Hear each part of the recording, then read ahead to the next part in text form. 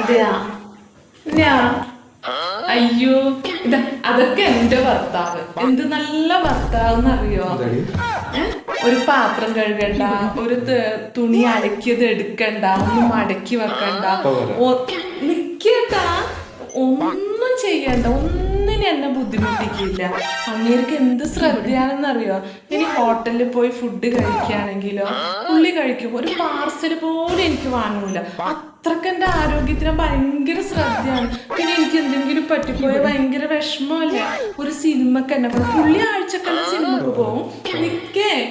പുള്ളി ആഴ്ചക്ക് സിനിമക്കെല്ലാം പോകും. പക്ഷെ എന്നെ സിനിമക്ക് കൊണ്ടുപോകണം. എൻ്റെ കണ്ണിന്റെ കാഴ്ച കുറഞ്ഞു പോയാൽ പുള്ളിക്ക് അതൊരു ബുദ്ധിമുട്ടല്ലേ. അപ്പൊ നല്ല കെയറിങ് ആണ് എനിക്ക്.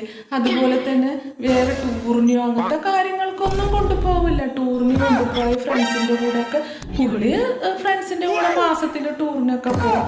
പിന്നെ ഉറങ്ങുക, കിടക്കുക, തിന്നുക, ഓഫീസിൽ പോവുക, ജോലിക്ക് പോവുക, മൊബൈലിൽ റീല് കണ്ടിരിക്കുക, ഒന്ന് സംസാരിക്കാൻ പോലും എന്നെ ബുദ്ധിമുട്ടിക്കില്ല. അത്രക്ക് നല്ല ഭർത്താവാണ് എൻ്റെത്. ഇങ്ങനെയുള്ള ഒരു ഭർത്താവിനെ കിട്ടാൻ വേണ്ടി ഞാൻ എന്ത് പുണ്യാ ചെയ്തെന്ന് ഞാൻ ആലോചിക്കാം. എൻ്റെ ഒരു സ്നേഹം അറിയാൻ